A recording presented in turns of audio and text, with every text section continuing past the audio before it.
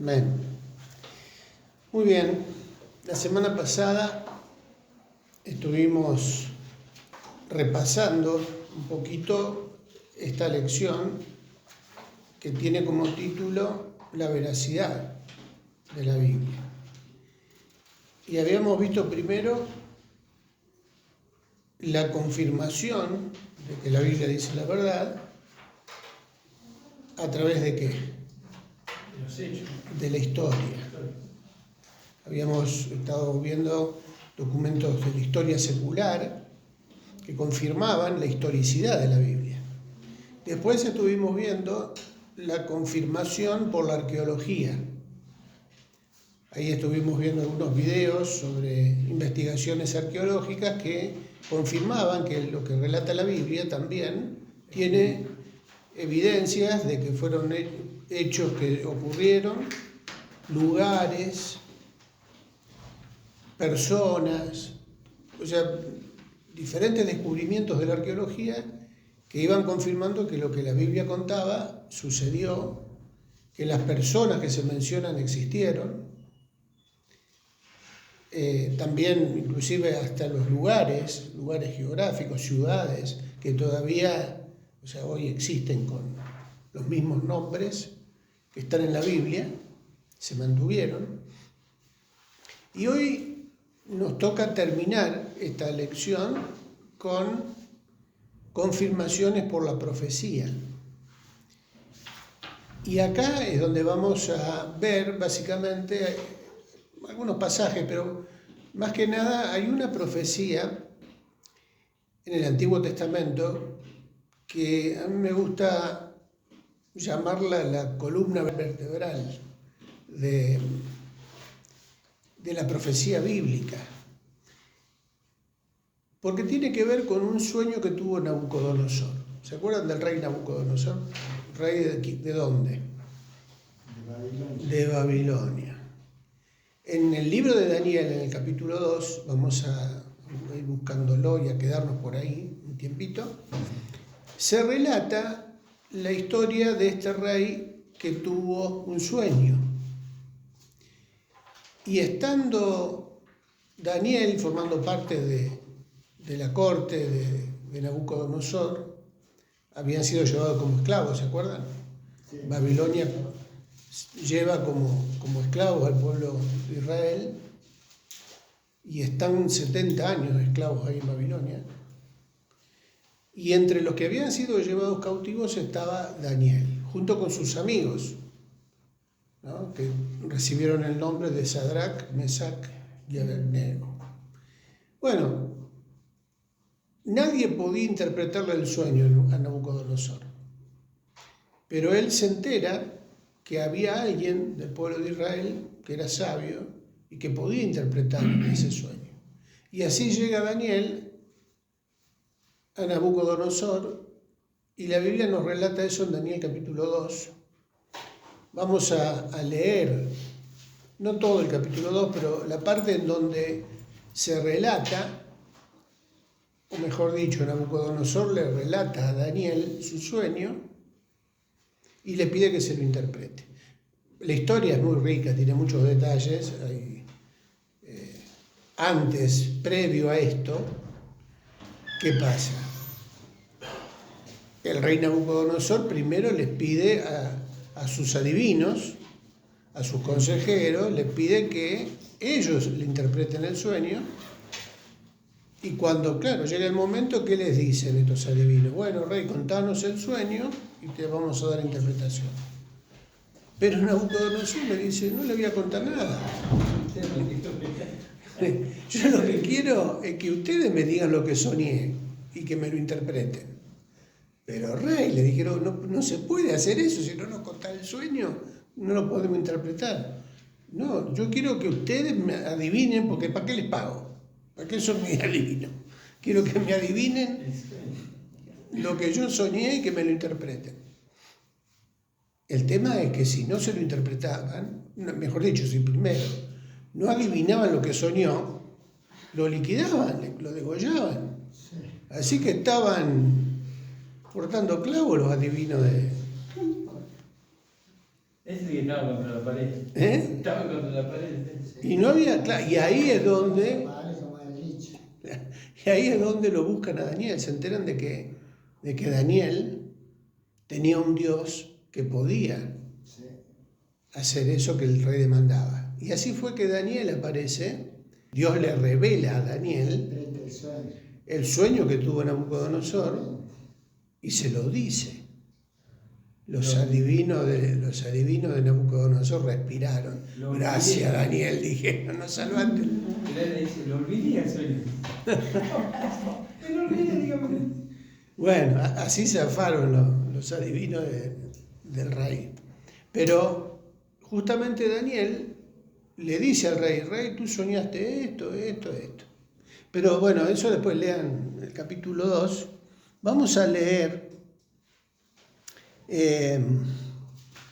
desde el 27 o 26. Desde el 26 hasta el 35. Respondió el rey y dijo a Daniel, al cual llamaban Beltasar, ¿podrás tú hacerme conocer el sueño que vi y su interpretación? Daniel respondió delante del rey diciendo, el misterio que el rey demanda, ni sabios, ni astrólogos, ni magos, ni adivinos lo pueden revelar al rey. Pero hay un Dios de los cielos, el cual revela los misterios, y a él he hecho saber al rey Nabucodonosor lo que ha de acontecer en los postreros días. He aquí tu sueño y las visiones que has tenido en tu cama. Estando tú, oh rey, en tu cama, te vinieron pensamientos por saber lo que había de ser en lo porvenir, y el que revela los misterios te mostró lo que ha de ser. Y a mí me ha sido revelado este misterio, no porque en mí haya más sabiduría que en todos los vivientes, sino para que se dé a conocer al rey la interpretación y para que entiendas los pensamientos de tu corazón. Tú, oh rey, veías y he aquí una gran imagen. Esta imagen, que era muy grande y cuya gloria era muy sublime, estaba en pie delante de ti y su aspecto era terrible. La cabeza de esta imagen era de oro fino, y su pecho y sus brazos de plata, su vientre y sus muslos de bronce, sus piernas de hierro y sus pies en parte de hierro y en parte de barro cocido. Estabas mirando hasta que en una piedra fue cortada, no con mano, e hirió a la imagen en sus pies de hierro y de barro cocido, y los desmenuzó. Entonces fueron desmenuzados también el hierro, el barro cocido, el bronce, la plata y el oro. Fueron como tamo de eras del verano, y se los llevó el viento sin que en ellos quedara rastro alguno.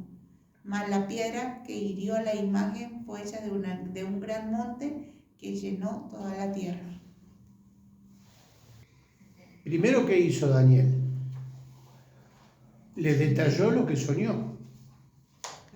Le cuenta, le dice qué era lo que él había soñado. ¿Y qué describe? Una imagen de una estatua que tenía la cabeza de oro. Pecho y brazos de plata. Vientre y muslos de bronce. Y las piernas de hierro las piernas de hierro y los pies, una mezcla. De hierro y parte de barro. Exacto, una mezcla de hierro y barro cocido. Los dedos también. ¿Lo describió o no lo describió? Describió, sí. Pero describió la imagen. ¿Qué falta? Lo que pasó. La interpretación. La interpretación. Hay un videíto, un fragmento de un video que vamos a ver, en donde se va describiendo esa imagen y vamos a ver si podemos ver la descripción en el video. Bueno, acá vemos cómo se describen las partes de la imagen, lo que representa, se hace la interpretación. Cabeza de oro corresponde a Babilonia. Bueno, todo lo que habíamos dicho y visto ahora. Y hasta la piedra que cae, no, ahí en la piedra no se habla de un simbolismo explicado plenamente, pero eso es lo que vamos a ir viendo ahora. ¿Se cumplió esta visión, este sueño profético en la historia? O sea, ¿tuvo un cumplimiento efectivo en la historia? Sí, porque después de Nabucodonosor, después de Babilonia, ¿quién vino? Cuando esta profecía, cuando este sueño se interpreta, todavía los persas no estaban. ¿Quién era cuál era el imperio dominante? Babilonia. Empieza a cumplirse ese sueño que tuvo Nabucodonosor cuando es conquistado por los persas. Aparece Ciro y los persas, ¿no? Y después de Ciro, ¿cuál es el imperio que domina el mundo? No, los griegos. ¿Se acuerdan? Vientre y muslos de bronce, correspondía al imperio griego. Después del imperio griego, ahí sí, aparecen los romanos, que en la imagen están representados por ¿qué parte? Las piernas de hierro. Y lo último que aparece son los pies con la mezcla. Después del imperio romano, ¿qué pasó en el mundo? ¿Vino otro imperio que conquistó al imperio romano? ¿Que dominó el mundo? No, en realidad sí. O sea, el imperio que derrotó a Roma fue el cristianismo, la iglesia que, después de que el imperio romano cae, la iglesia comienza a tener poder. El cristianismo de ese momento asume el poder político, se planta en Roma como con la Santa Sede. Ya saben de qué iglesia estamos hablando, que todavía tiene su Santa Sede en Roma. Bueno, fue después de la caída del Imperio Romano que la Iglesia Católica se establece en Roma con mucho poder, y durante la historia, el resto de la historia iba poniendo y sacando reyes, levantando reyes y bueno, el mundo ahí empieza o sea, el mundo conocido en ese momento, lo que es la Europa de hoy, comienza a formar alianzas entre las tribus de la zona, de diferentes zonas del imperio, y así se van formando los países que hoy existen. O sea, la parte nórdica, o sea, Alemania, Inglaterra, los países que en ese momento estaban en manos de los vikingos, ¿no? Suecia, lo que hoy es Suecia, Noruega, Islandia, o sea, todos los países del norte, los países fríos, se van agrupando, se van organizando y se van estableciendo después el resto de los países, ¿no? Francia, Inglaterra, España, Italia. Lógicamente Italia tenía a Roma como su capital, pero se van marcando límites de naciones, de países. Antes el límite era el imperio. Ahora se van dividiendo en zonas, se van agrupando, se van organizando como naciones, como países. Y eso hasta el día de hoy sigue así. Alianzas. En la imagen, ¿cómo se describe esas alianzas? ¿En qué parte de la imagen? Los pies que son parte de hierro y parte de barro. Y como dice ahí, el hierro y el barro pegan, se sueldan, no se puede. No hay electrodo que suelde el barro con el hierro. Por lo tanto, resultan frágiles. Es la parte más frágil de la imagen. Y en esa parte frágil de la imagen, ¿qué aparece en el sueño? La piedra. ¿De dónde viene la piedra? aparece viniendo del cielo, cayendo sobre los pies de esa imagen, golpean los pies, y después que se cae la imagen y se desmenuza todo, ¿qué pasa? En el sueño. Esa piedra que golpea los pies empieza a crecer, y va llenando, va cubriendo toda la tierra. Eso tiene un simbolismo, o sea, ese simbolismo, esa imagen simbólica, tiene una explicación. Mejor dicho, tendría dos explicaciones posibles, que se pueden combinar. Ahí en el apunte nosotros tenemos lo que acabamos de ver en el sueño de Nabucodonosor, en el punto 1, el análisis de la interpretación, lo que es la cabeza de Grofino. Tenemos la descripción de cada parte, el vientre y muslo de bronce, que correspondía a Grecia. Y en el punto D tenemos piernas de hierro, que correspondía al romano. Después del Imperio Romano, como veníamos diciendo, tenemos pies en parte de hierro y en parte de barro cocido, que lo tenemos ahí descrito en los versículos 40 al 43 de Daniel 2. ¿Sí? ¿Podés leer, Hugo? El E. 40 al 43.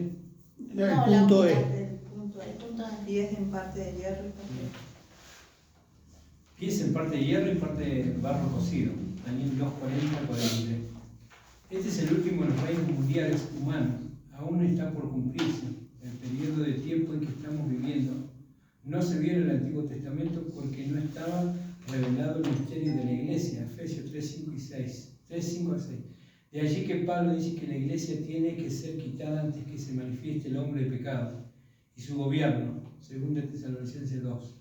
Volviendo a Daniel 12, 41 al 43, vemos la naturaleza del gobierno en el tiempo de gran tribulación. Dice, se mezclarán por medio de alianzas humanas, pero no se unirán el uno con el otro. Da la impresión de países que se unen por medio de alianzas. Vemos algo muy similar en la comunidad europea. En los días de aquellos reyes, Dios establecerá su reino eterno. Versículo 44. Este tema, este punto, hay que analizarlo desde el punto de vista escatológico, o sea, las cosas que no se cumplieron todavía. Entonces acá vamos a tener que remitirnos al curso de escatología. ¿Pero por qué? Porque algunos dicen que este sueño ya se cumplió en su totalidad. Otros que se cumplió la gran mayoría, pero falta la última parte, ¿no? En los que yo por lo menos me alineo. O sea, acá hay profecías que sí se han cumplido y que faltan cumplirse. Cuando llegamos a la imagen de los pies de barro y al golpe de la piedra, decimos que esa piedra golpea la parte de las alianzas, de las naciones, de los países, ¿no?, que están en el mundo. ¿Y qué sucede a partir del golpe de esa piedra? Seguimos leyendo en el punto F, la piedra. Patricia. La piedra, Daniel 2, versículo 34 y 35.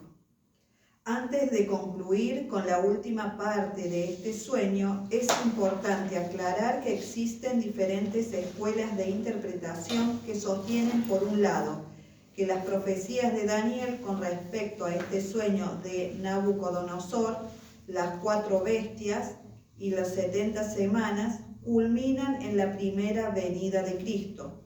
En consecuencia, la piedra que hiere a la imagen señala la primera venida de Cristo y el subsiguiente crecimiento de la Iglesia.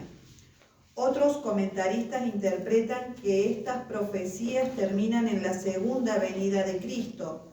Por lo tanto, la imagen de este sueño, en la forma de Babilonia, Persia, Grecia y Roma, continúa hasta la era presente. El imperio termina finalmente en 10 reyes contemporáneos que son destruidos por Cristo en su segunda venida. Luego Cristo establece su reino sobre la tierra, Apocalipsis 20, 1 al 6, que se convierte en un gran monte que la llena completamente. Bien, acá están las dos posibles interpretaciones de lo que es la piedra. Entonces, la piedra que golpea los pies de esta imagen tiene como la primera posibilidad de interpretación la primera venida de Jesús. Jesús vino al mundo, se encarnó, vivió en este mundo para cumplir con un propósito, morir por los pecados de cada uno de nosotros.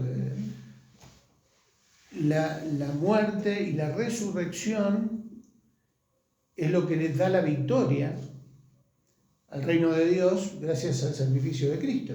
Por lo tanto, el enemigo ya perdió, fue derrotado por la obra de la cruz y se le quitó al diablo el poder y la autoridad que tenía sobre la muerte.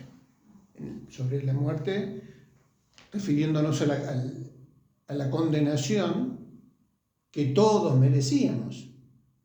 ¿Por qué vino Cristo entonces de su primera venida?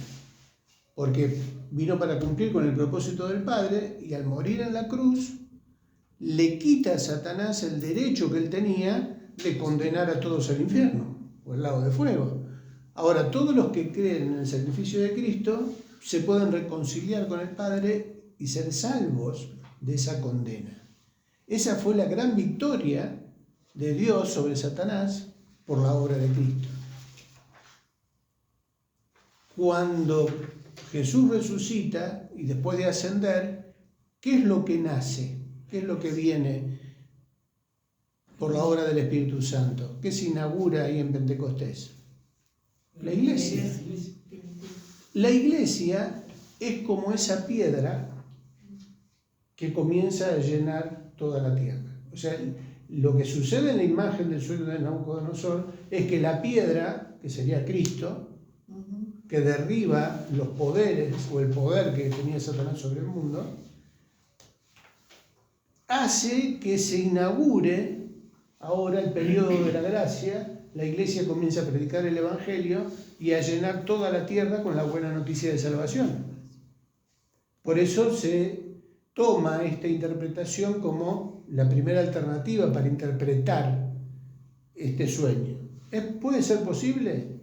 Puede ser, y de hecho es cierto, porque la primera venida del Señor, su sacrificio en la cruz, derrota a Satanás y a partir de la expansión de la iglesia, el mundo ahora puede conocer el mensaje de salvación.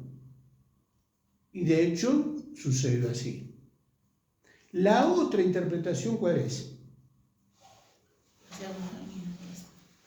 La segunda venida de Cristo. ¿Y la piedra qué representaría ahí? La segunda venida de Jesús, que golpea también esa parte de alianzas humanas, del poder humano que existe en el mundo hoy. Acuérdense, la primera venida estamos hablando de hace 2000 años, ¿no? Ahora, la segunda interpretación dice que esa piedra todavía no cayó, va a caer con la segunda venida del Señor. Va a destruir los gobiernos de este mundo.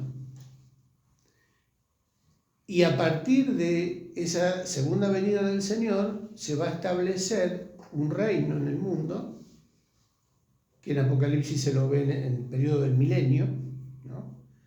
En donde el Señor va a reinar sobre toda la tierra, y ahí vuelve a aparecer que esa piedra abarca y cubre todo el planeta, todo el mundo, porque va a ser el reinado del Mesías. Esa sería la segunda interpretación. ¿Puede ser posible? Y claro que sí. Por eso yo les decía al principio, tanto la primera interpretación como la segunda son perfectamente complementarias, no se excluyen una a otra. Porque de hecho En la primera venida del Señor hubo un triunfo sobre los poderes espirituales, el poder espiritual que tenía el diablo sobre el mundo.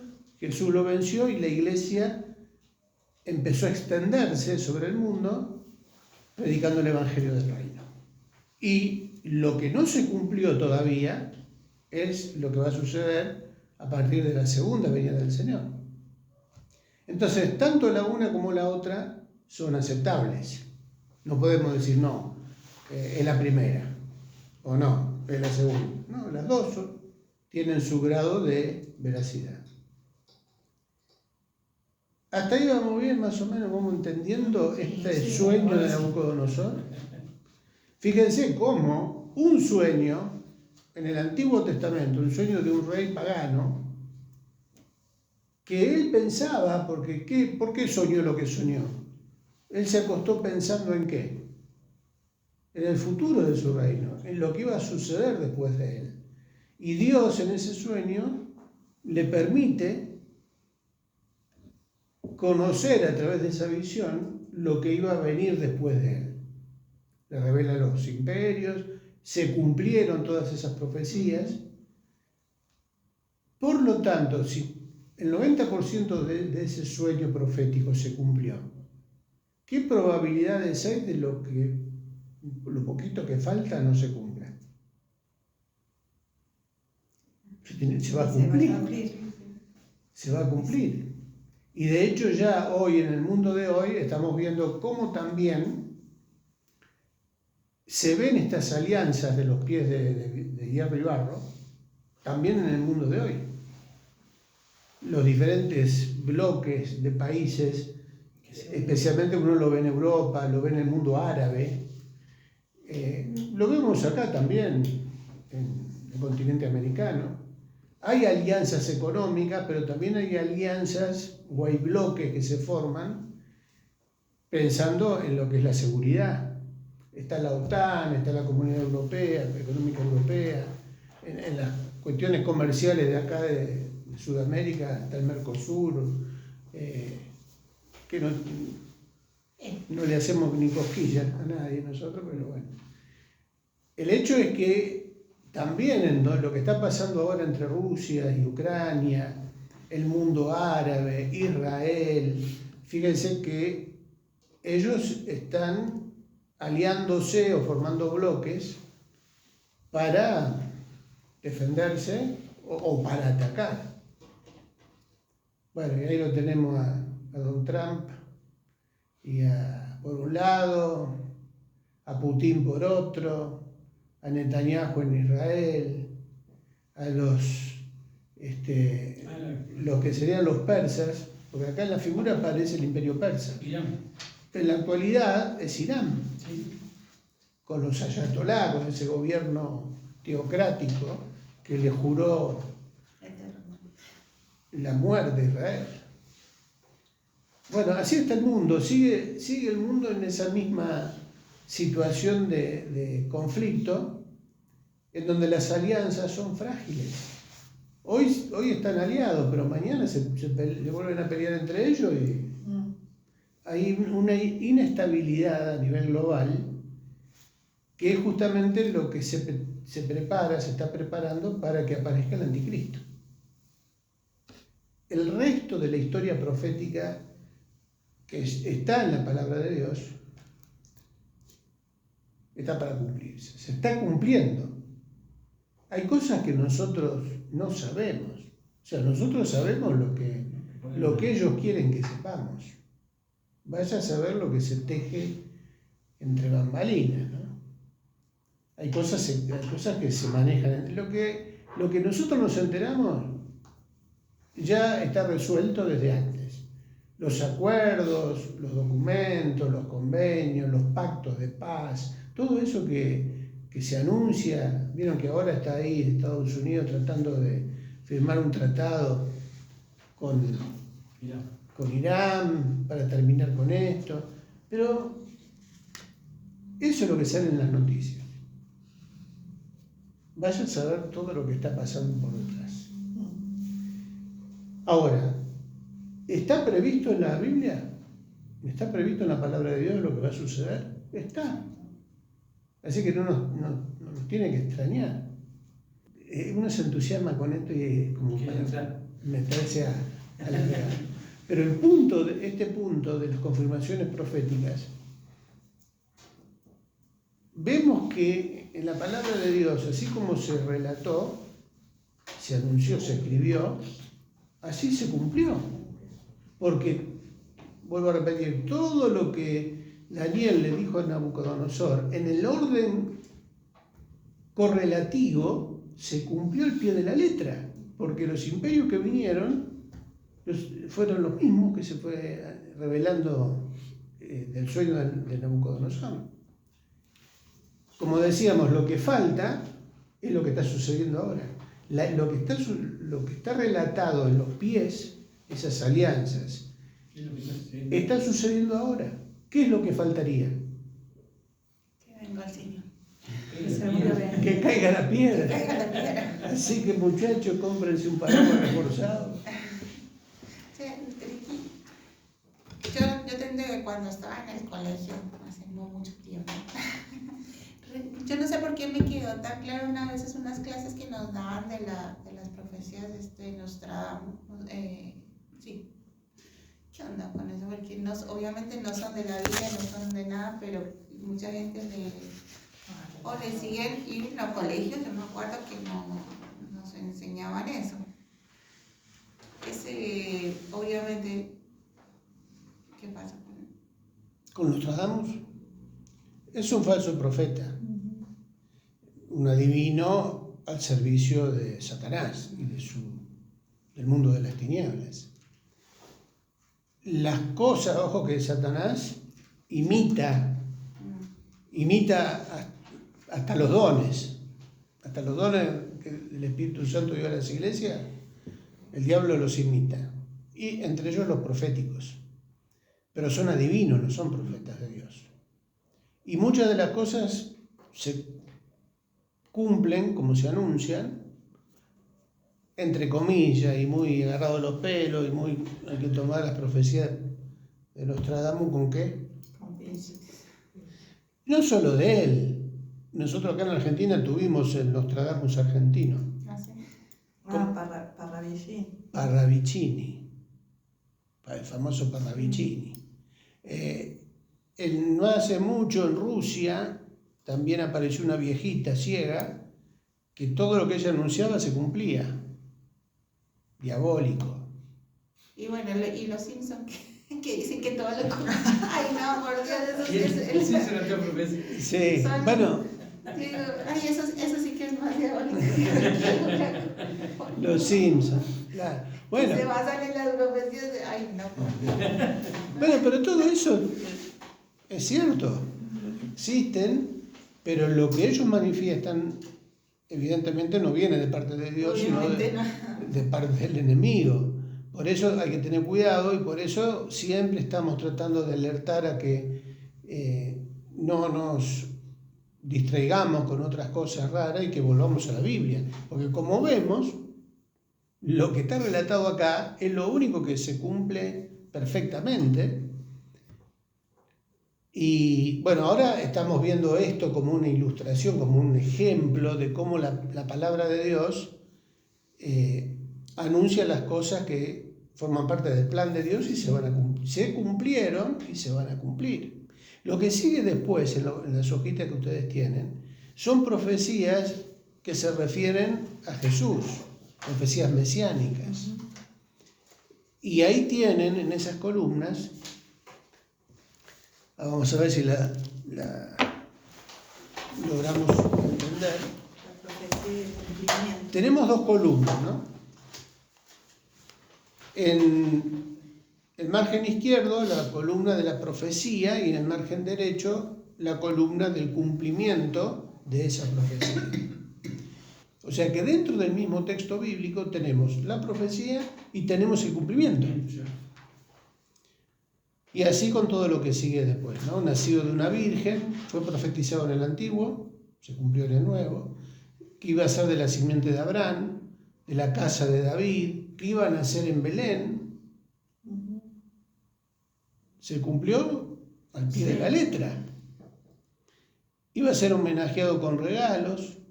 La matanza de los niños de Herodes también fue un cumplimiento profético.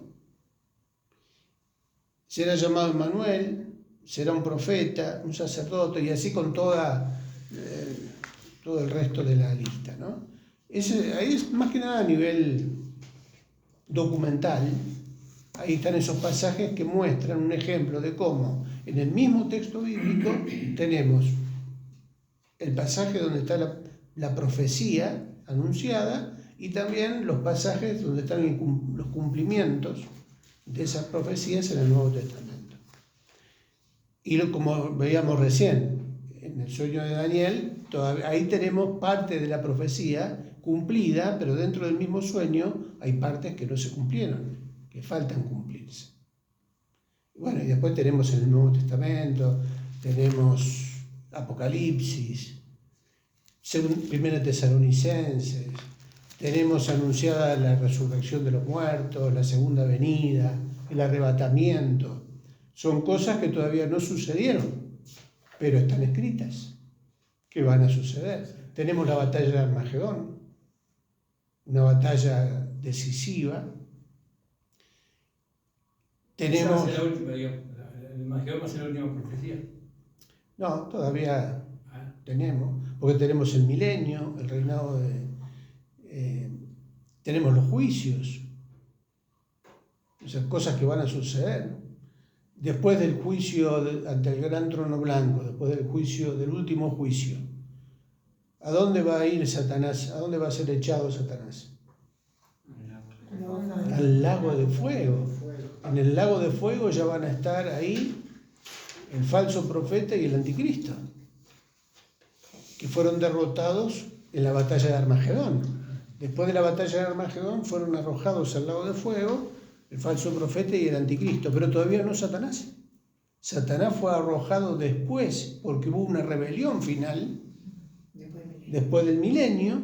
Ustedes cuando van leyendo en Apocalipsis van viendo todas estas figuras proféticas también, cosas que van a suceder, todavía no sucedieron, aunque hay algunos que dicen que sí. Depende de con qué escuela de interpretación uno se encuentre, todo eso ya se cumplió.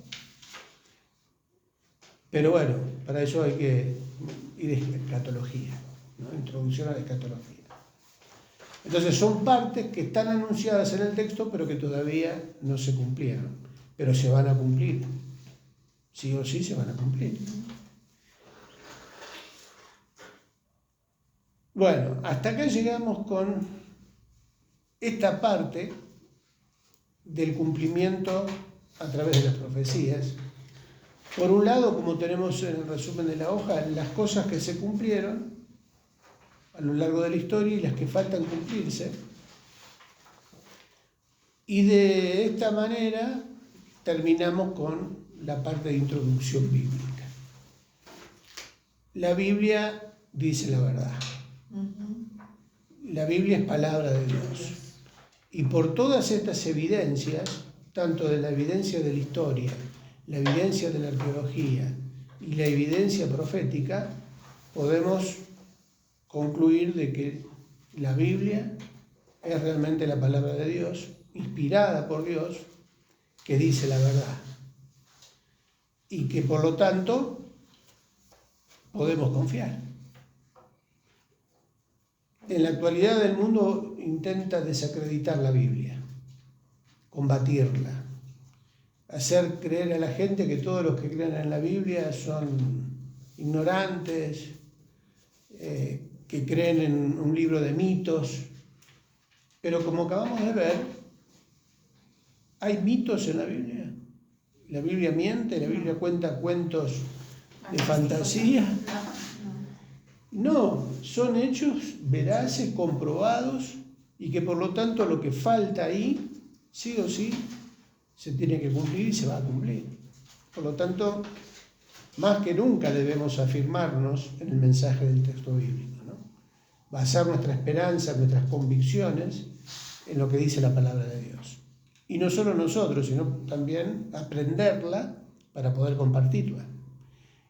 Esta materia es básica dentro de un seminario, de un instituto bíblico. La introducción bíblica es una materia fundamental y que es junto con la hermenéutica también, o principios de interpretación bíblica, son las materias técnicas básicas para poder introducirnos en el mensaje de la Biblia, entender el mensaje, analizarlo, interpretarlo y también divulgarlo, compartirlo con otros, ¿no? Enseñarlo, predicarlo. Por eso, sí o sí, si tienen un llamado a ministrar la palabra de Dios, tienen que, más que nunca ahora en este tiempo, afirmarse en estas materias, ¿no? La semana que viene tenemos la última clase de este cuatrimestre. Y de esta materia. De esta materia. Y la lección es el punto 11, y la lección dice cómo acercarse a la Biblia. En esta última lección lo que vamos a hacer es ver los pasos básicos para acercarnos al texto para poder interpretarlo. ¿Cómo nos acercamos a la Biblia? ¿De qué manera empezamos a leer la Biblia? Bueno, ya con toda esta base previa, con toda esta introducción, ya nos vamos dando cuenta que el libro que vamos a leer no es cualquier libro, es un libro poderoso. Por lo tanto, no podemos acercarnos a la Biblia como nos acercamos a la voz del interior. Ya nadie lee la voz del interior. No. Es más, ya no hay más diario. Ya no hay más diario. Bueno. No es cualquier libro la Biblia. Es el libro a través del cual Dios habla. Impresionante. ¿Cómo me voy a acercar a la Biblia así como para leer un libro de historia solamente? Hay historia en la Biblia, pero no es un libro de historia. Hay poesía en la Biblia, hermosas poesías, pero no es un libro de poesía. O sea, tenemos hasta ciencia tenemos en la Biblia. Tenemos datos de la Biblia que coincide con la ciencia.